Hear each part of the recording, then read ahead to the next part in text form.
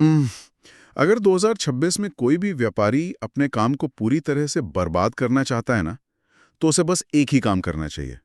भारत के 140 करोड़ लोगों को अपना प्रोडक्ट बेचने की कोशिश करनी चाहिए। बिल्कुल। मतलब सुनने में तो ये किसी भी नए बिजनेस ओनर के लिए एक सपने जैसा लगता है। हाँ, लोग अक्सर सोचते हैं कि हमारे पास इतनी बड़ी आबादी है, अगर हर किसी ने 1 रुपए का भी सामान खरीद लिया, तो बस हम करोड़पति बन जाएंगे। जो कि सबसे बड़ा भ्रम है। सही बात है। और आज हम जिस विस्तृत विश्लेषण पर चर्चा कर रहे हैं, वो इस पूरी सोच को जड़ से उखाड़ फेंकता है। आज का हमारा फोकस राजीव तलरेजा और राज शामानी के उस हालिया इंटरव्यू पर है, जो इंटरनेट पर चल रहे फंडिंग और स्केल के खोखले शोर से दूर है। हाँ, एक सामान्य व्यापार को असल मुनाफे तक ले जाने का बहुत ही व्यवहारिक ब्लूप्रिंट देता है ये सोर्स। तो सीधा मुद्दे पर आते हैं। ये जो 140 करोड़ की आबादी वाला ट्रैप है, इसके बारे में क्या कहेंगी? देखिए, स्केल और यूनिकॉर्न बनने के इस दौर में ना, ये एक बहुत खतरनाक जाल है। अगर कोई सिर्फ स्टार्टअप का खेल खेलना चाहता है, जहां मुनाफे से ज्यादा मतलब निवेशकों के पैसे और कागजी वैल्यूएशन की बातें होती हैं, तो वो इस भ्रम के पीछे भाग सकता है। हम्म, लेकिन असल बिजनेस में? लेकिन अगर हम एक ऐसे वास्तविक व्यापार की बात करें जिसे बैंक में असली मुनाफा देखना है, तो हमारे सोर्स के अनुसार भारत में असली मार्केट 140 करोड़ है ही नहीं। तो फिर कितना है? असली मार्केट केवल टॉप 10 लाख लोग हैं। रुके एक मिनट, सिर्फ 10 लाख लोग? ये तो बहुत ही सीमित दायरा हो गया।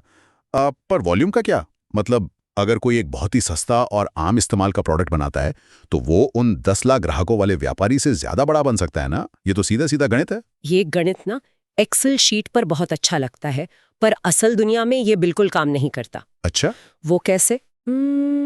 जब आप एक सस्ता प्रोडक्ट लेकर करोड़ों लोगों के बीच जाते हैं, तो आपकी कस्टमर एक्विजिशन कॉस्ट यानी एक ग्राहक को जोड़ने का जो खर्च है, वो इतना बढ़ जाता है कि आपका मार्जिन पूरी तरह खत्म हो जाता है। हाँ, विज्ञापन वगैरह में बहुत पैसा लग जाता है। बिल्कुल।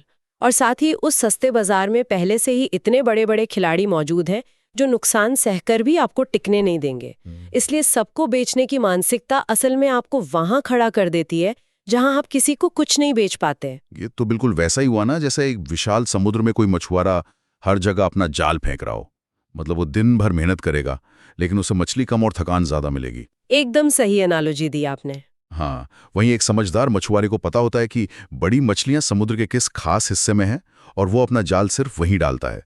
तो अब सवाल ये उठता है कि इन 10 लाख सही ग्राहकों तक पहुंचने का रडार क्या है? उन्हें पहचाना कैसे जाए? इस सही ग्राहक को पहचानने के लिए हमारे स्रोत में एक बहुत ही स्पष्ट और तार्किक फ्रेमवर्क दिया गया है, जिसे मैन कहते हैं। MAN। Man framework. हाँ, M से मनी यानी पैसा, A से अथॉरिटी यानी निर्णय लेने की ताकत, और N से नीड यानी जरूरत।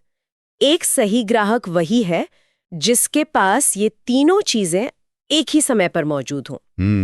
इसे थोड़ा और गहराई से समझते हैं। अगर किसी के पास पैसा है और जरूरत भी है, पर अथॉरिटी नहीं है, तो क्या दिक्कत है? दिक्कत आपकी सेल्स साइकिल की है। हम्म। मैं एक उदाहरण देती हूँ। मान लीजिए आप एक महंगा सॉफ्टवेयर बेच रहे हैं। ठीक है। सामने वाले मैनेजर को उसकी जरूरत है, कंपनी के पास पैसा भी है, लेकिन उस मैनेजर के पास उसे खरीदने की अथॉरिटी नहीं है। ओहो, तो उसे ऊपर पूछना पड़ेगा। बिल्कुल, उसे अपने बॉस या फाइनेंस टीम से पूछना पड़ेगा। अब आपकी फाइल हफ्तों तक एक टेबल से दूसरी टेबल पर घूमती रहेगी, आपका समय बर्बाद होगा और शायद डील कभी क्लोज ही ना हो। इसलिए जब तक तीनों मनी, अथॉरिटी और नीड एक साथ ना हो, वो आपका आइडियल ग्राहक नहीं है। समझ गया। लेकिन मुझे लगता है कि हम किसे अपना सामान बेच रहे हैं, इसका सीधा असर इस बात पर भी पड़ता है कि हम भविष्य में किस तरह की परेशानियों का सामना करने वाले हैं। ये बहुत ही सटीक ऑब्जर्वेशन है आपका। स्रोत में एक बहुत ही गहरी लाइन है, जिसको आप अपना उत्पाद बेचते हैं, उसकी समस्या आपकी समस्या बन जाती है। ये तो काफी भारी बात है। हाँ, इसे एक बिजनेस मॉडल के नजरिए से देखते हैं। मान लीजिए आपके पास नाव बनाने की एक शानदार कला है। आप कमर्शियल मछुआरों को मछली पकड़ने वाली नाव बेच सकते हैं, या फिर अमीरों को एक लग्जरी यॉट बेच सकते हैं। और दोनों को बनाने के बुनियादी सिद्धांत लगभग एक जैसे ही होंगे। बिल्कुल, लेकिन दोनों के बिजनेस मॉडल में जमीन आसमान का फर्क है। देखिए, एक मछुआरा वो नाव अपने रिटर्न ऑन इन्वेस्टमेंट यानी आरओआई के लिए खरीद रहा है। हाँ, उसके लिए तो एक एक पैसा मायने रखता है। वही तो, वो आपसे भयानक मोल भाव करेगा, किस्तों में पैसे देगा, और अगर मौसम खराब हुआ और वो मछली नहीं पकड़ पाया तो वो आपकी किस्तें भी समय पर नहीं चुका पाएगा। बिल्कुल, उसकी आर्थिक तंगी अब सीधा आपके व्यापार की समस्या बन गई है। और दूसरी तरफ यॉट खरीदने वाला, यॉट खरीदने वाला इंसान आरओआई के लिए नहीं बल्कि अपने स्टेटस और एक्सक्लूसिविटी के लिए खरीदारी कर रहा है। वो मोल भाव नहीं करेगा। तो उसकी समस्या क्या होगी? उसकी समस्या सिर्फ ये होगी कि क्या इस यॉट का लेदर इटली से आया है या क्या इसका डिजाइन मेरे दोस्तों की यॉट से ज्यादा प्रीमियम है। अरे वाह! हाँ, उसकी दिखावे की जरूरत अब आपकी समस्या है, और बिजनेस के नजरिए से इस समस्या को सुलझाना ज्यादा आसान भी है और इसमें मुनाफा भी कई गुना ज्यादा है। ये तो पूरा खेल ही बदल देता है। इसी बात को साबित करने के लिए स्रोत में वेस्ट दिल्ली की एक बुटीक चलाने वाली महिला का एक बहुत ही दिलचस्प उदाहरण है। वो महिला शादी के शानदार लहंगे बनाती थी, लेकिन उसके ग्राहक हमेशा दाम कम करने के लिए बहस करते थे। वही मोलभाव वाली दिक्कत। हाँ, 4 साल तक वो इसी हताशा में रहीं कि शायद उसका काम ही बहुत महंगा है या उसमें कोई कमी है। तो क्या उसने अपनी क्वालिटी गिरा दी या दाम कम कर दिए? उसने दोनों में से कुछ नहीं किया। उसने सिर्फ अपना ग्राहक बदल दिया। अच्छा। वो असल में एक लोअर मिडिल क्लास इलाके में अपना बुटीक चला रही थी, जहां लोगों की परचेजिंग पावर डेंसिटी यानी क्रय क्षमता कम थी। समझ रहा हूँ। जब उसने अपना बुटीक एक प्रीमियम इलाके में शिफ्ट किया और अपने लहंगों के दाम दुगने कर दिए, तो वहां मोल भाव खत्म हो गया। उन नए ग्राहकों के लिए वो कीमत एक प्रीमियम क्वालिटी का संकेत थी।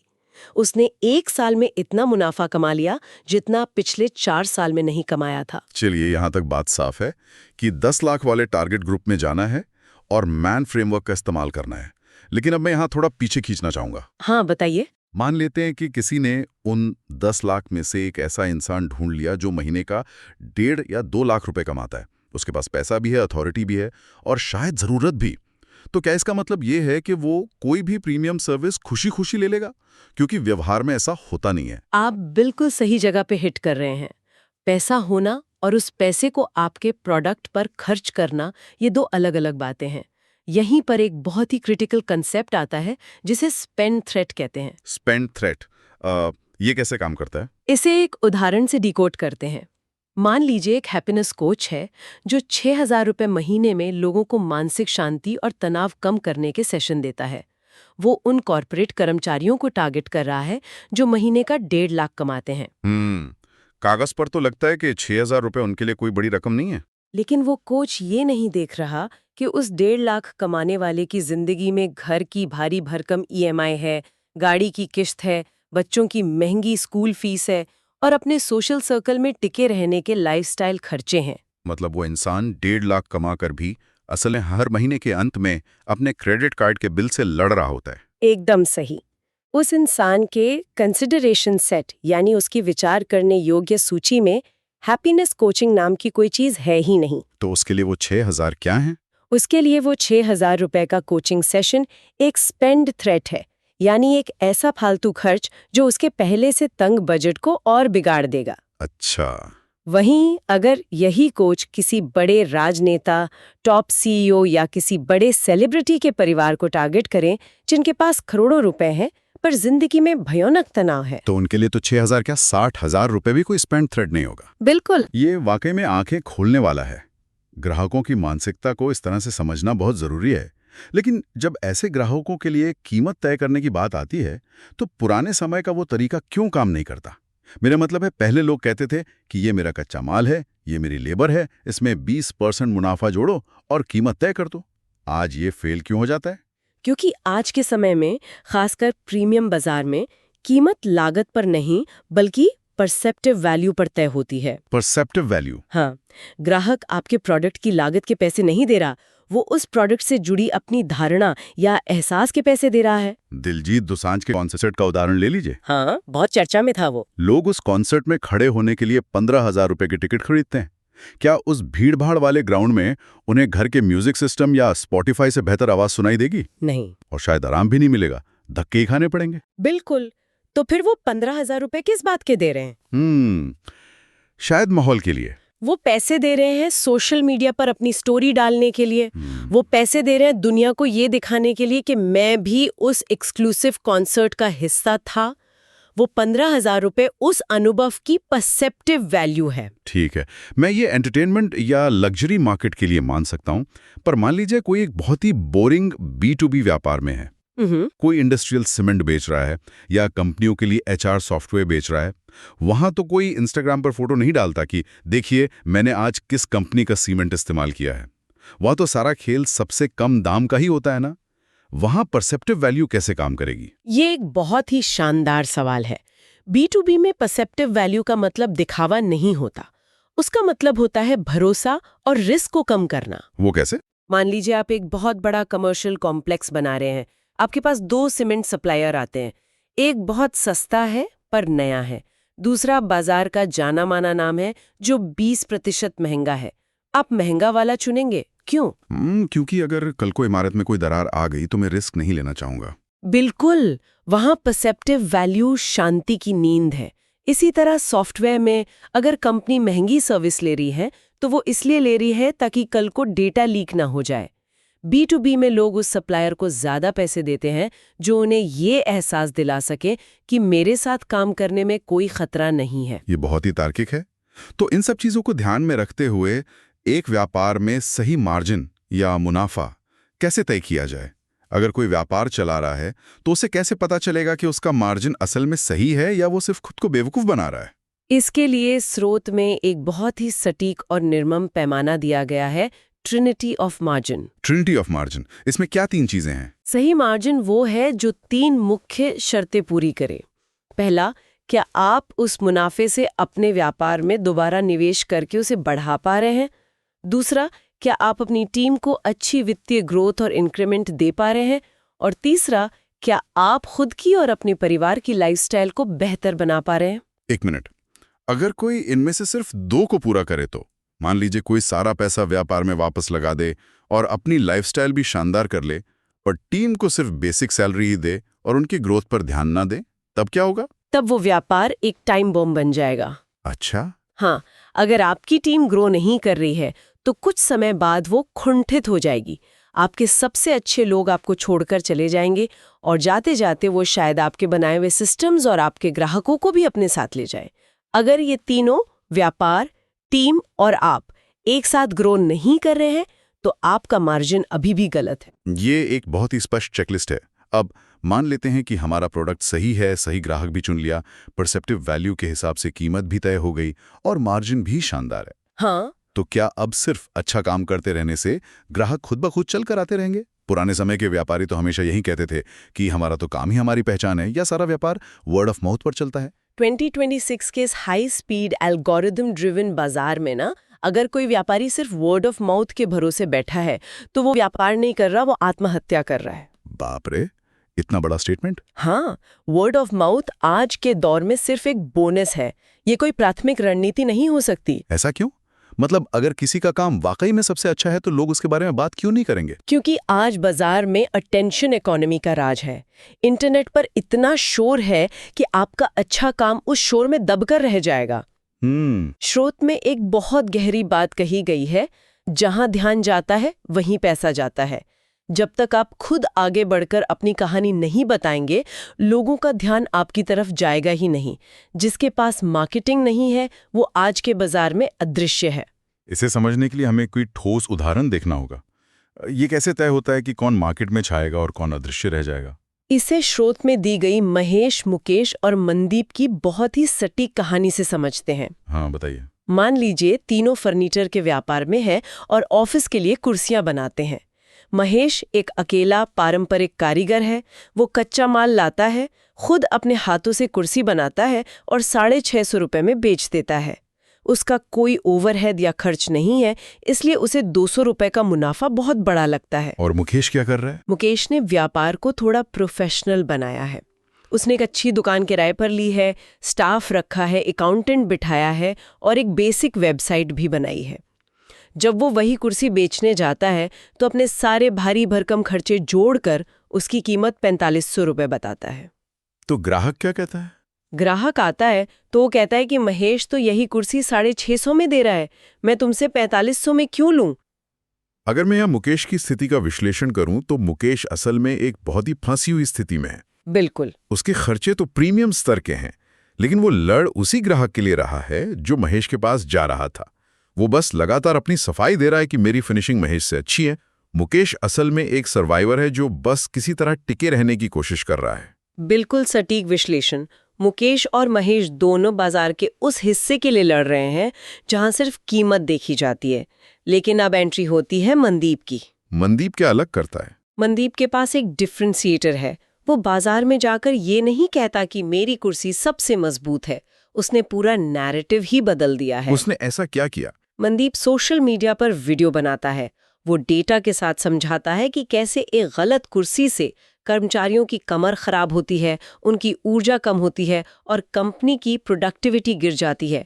वो कहता है कि हमारी कुर्सियां एआई और एर्गोनॉमिक्स के हिसाब से डिजाइन होती हैं। और फिर वो वही कुर्सी 7,000 रुपए में कंपनियों के एचआर को बेचता है। वो फर्नीचर नहीं बेच रहा, वो हेल्थ और वेलनेस बेच रहा है। गजब की रणनीति है। मतलब मनदीप ने महेश और मुकेश की लड़ाई से खुद को पूरी तरह बाहर कर लिया। उसने अपनी मार्केटिंग से खुद की एक अलग कैटेगरी ये बना ली। हाँ, और मनदीप ने ये कैसे किया? उसने मार्केटिंग के 3 अवतारों में से एक को चुना। 3 अवतार? स्रोत के अनुसार आज के समय में हर व्यापारी को इन 3 अवतारों, एजुकेटर यानी पढ़ाने वाला, एंटरटेनर यानी मनोरंजन करने वाला और स्टोरी टेलर यानी कहानी सुनाने वाला, इनमें से किसी एक को अपनाना ही होगा। तो मनदीप क्या बना? मनदीप एक एजुकेटर बन गया। उसने एचआर मैनेजर्स को एजुकेट किया कि गलत कुर्सी का असल नुकसान क्या है। अगर आप अपने व्यापार में लोगों को एजुकेट, एंटरटेन या कोई कहानी नहीं सुना रहे हैं तो लोग आपको जानेंगे ही नहीं। ये मार्केटिंग वाला हिस्सा तो बहुत अच्छी तरह समझ में आ गया। मनदीप ने अपनी वीडियो से लोगों का ध्यान खींच लिया, मार्केटिंग ने एक चुंबक का काम किया और ग्राहकों को दरवाजे तक ले आई। हाँ, एचआर मैनेजर्स ने उसे कॉल भी कर लिया। लेकिन अब आता है असली इम्तिहान। जब फोन पर डील क्लोज करने की बारी आती है, जब सामने वाले से साफ साफ पैसा मांगना होता है, तो मैंने देखा है कि बहुत से समझदार और पढ़े लिखे बिजनेस ओनर भी फ्रीज हो जाते हैं। बिल्कुल होते हैं। सेल्स को लेकर अंदर से इतना डर क्यों है? ये डर सेल्स का नहीं है, ये डर अस्वीकृति यानी रिजेक्शन का है। इंसान का ईगो ना सुनने से घबराता है। उसे लगता है कि अगर ग्राहक ने मना कर दिया तो ये उसकी निजी हार है। तो इसे कैसे तोड़ा जाए? स्रोत में इस मानसिकता को तोड़ने के लिए एक जापानी योद्धा सामुराई का बहुत ही गहरा उदाहरण दिया गया है। एक सामुराई योद्धा का सेल से क्या लेना देना? सामुराई जब किसी बड़े युद्ध में जाने वाले होते हैं तो युद्ध के मैदान में कदम रखने से पहले वो प्रतीकात्मक रूप से अपना खुद का अंतिम संस्कार कर लेते हैं। 1 मिनट, मतलब युद्ध शुरू होने से पहले वो खुद को मरा हुआ मान लेते हैं? ये तो बहुत ही अजीब बात है। अजीब है, लेकिन मनोवैज्ञानिक रूप से बहुत शक्तिशाली है। क्योंकि जो इंसान पहले ही मर चुका है उसका ना कोई अहंकार बचा है, ना कोई भविष्य की चिंता और ना ही मौत का डर। हाँ, खोने के लिए कुछ है ही नहीं। बिल्कुल। अब वो युद्ध के मैदान में बिना किसी झिझक या खौफ के पूरी आक्रामकता से लड़ सकता है। सेल्स की दुनिया में बिल्कुल यही मानसिकता चाहिए। जब आप किसी क्लाइंट को कॉल करें तो अपना ईगो दरवाजे के बाहर छोड़ दें। मतलब जब क्लाइंट कहे कि तुम्हारी कीमत बहुत ज्यादा है तो एक मरा हुआ सामुराई बुरा नहीं मानेगा या डिफेंसिव नहीं होगा। वो बस तार्किक रूप से अगले कदम पर फोकस करेगा। एकदम सही। अगर कोई ना सुनने के डर से अपनी कीमत कम कर रहा है या फॉलो अप करने से डर रहा है तो वो कभी वेल्थ नहीं बना सकता। स्रोत में एक मेंटर की बहुत ही कड़वी लेकिन सच्ची बात है, कमरे में सबसे अमीर इंसान असल में वही होता है जिसे अपनी जिंदगी में सबसे ज्यादा रिजेक्शन मिले हों। ये एक बहुत ही शानदार नजरिया है। तो चुनाव ये है कि क्या आप एक इज्जतदार कंगाल बनना चाहते हैं जिसका ईगो तो बहुत बड़ा है पर बैंक अकाउंट खाली है, या फिर आप एक अस्वीकृत करोड़पति बनना चाहते हैं जिसे 100 बार ना सुनने से कोई फर्क नहीं पड़ता। बिल्कुल, लेकिन कहानी यहाँ खत्म नहीं होती। और क्या बच गया? मान लीजिए किसी ने रिजेक्शन का डर खत्म कर दिया, मार्केटिंग शानदार चल रही है, सेल्स क्लोज हो रही है, पैसा आ रहा है, तो क्या वो बिजनेस ओनर आराम से गोल्फ खेल सकता है? शायद हाँ। यहीं पर ज्यादातर व्यापारी अपनी दूसरी सबसे बड़ी गलती करते हैं। यहाँ एंट्री होती है दुनिया के सबसे बोरिंग यानी उबाऊ काम की। बोरिंग काम? लोग व्यापार शुरू ही इसलिए करते हैं ताकि वो ऑफिस की बोरिंग लाइफ से आजादी महसूस कर सकें। व्यापार में तो हर दिन एक नया रोमांच होना चाहिए ना? यही रोमांच व्यापार को कभी बड़ा नहीं होने देता। अच्छा।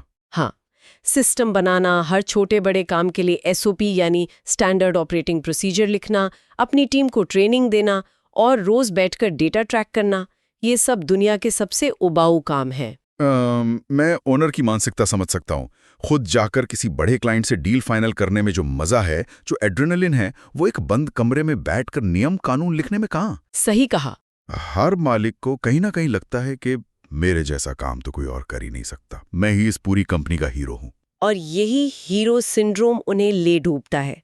जो इंसान अपने व्यापार का हर महत्वपूर्ण काम खुद कर रहा है, वो असल में बिजनेस ओनर नहीं है।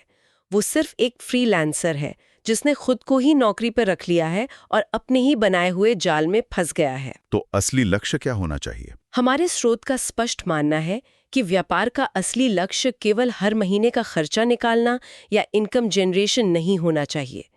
व्यापार का अंतिम लक्ष्य वेल्थ क्रिएशन होना चाहिए। और वेल्थ क्रिएशन का मतलब है एक ऐसी संपत्ति खड़ी करना जो आपके बिना भी सुचारू रूप से चल सके, और वो तभी मुमकिन है जब वो बोरिंग सिस्टम्स बनाने का दर्द सहा जाए। बिल्कुल सही। जब आपके SOPs इतने मजबूत हों कि कोई नया कर्मचारी भी आकर उसी क्वालिटी का काम कर सके जो आप करते हैं, तब जाकर आप सही मायनों में एक बिजनेस ओनर बनते हैं। चलिए इस पूरी चर्चा को समेटते हैं, क्योंकि हमने काफी गहरे और बहुत ही व्यवहारिक विषयों पर बात की है। हाँ, काफी कुछ कवर कर लिया। शुरुआत हमने इस भ्रम को तोड़ने से की थी कि हमें 140 करोड़ की भीड़ के पीछे भागने के बजाय केवल उन 10 लाख ग्राहकों पर फोकस करना है जिनके पास मैन, मनी, अथॉरिटी और नीड तीनों हो। बिल्कुल। फिर हमने ये समझा कि कैसे हर पैसे वाले इंसान के लिए हमारा प्रोडक्ट एक स्पेन थ्रेट हो सकता है, और B2B या B2C दोनों में परसेप्टिव वैल्यू कैसे काम करती है। इसके साथ ही हमने देखा कि ट्रिनिटी ऑफ मार्जिन को बनाए रखना कितना जरूरी है। और सबसे अहम बात, आज के अटेंशन इकोनॉमी वाले बाजार में महेश और मुकेश की तरह संघर्ष करने के बजाय मनदीप की तरह एक डिफरेंशिएटर बनना होगा जो ग्राहकों को एजुकेट करता है। हाँ, और सेल्स में सामुराई की तरह रिजेक्शंस का सामना करना और फिर अपने व्यापार को हीरो मोड से निकालकर बोरिंग SOP के जरिए एक मजबूत सिस्टम में ढालना ही असली सफलता है। ये सारी बातें सुनने में बहुत तार्किक लगती हैं, लेकिन जो लोग ये सब सुन रहे हैं उनके लिए एक छोटी सी चेतावनी भी है। वो क्या? सिर्फ इन विचारों को सुन लेना, इस पर वाह वाह कर देना काफी नहीं है। अगर इस जानकारी का इस्तेमाल नहीं किया गया तो ये सिर्फ दिमाग में नॉलेज कोलेस्ट्रॉल बढ़ाएगा। जानकारी बहुत है पर काम कुछ नहीं हो रहा।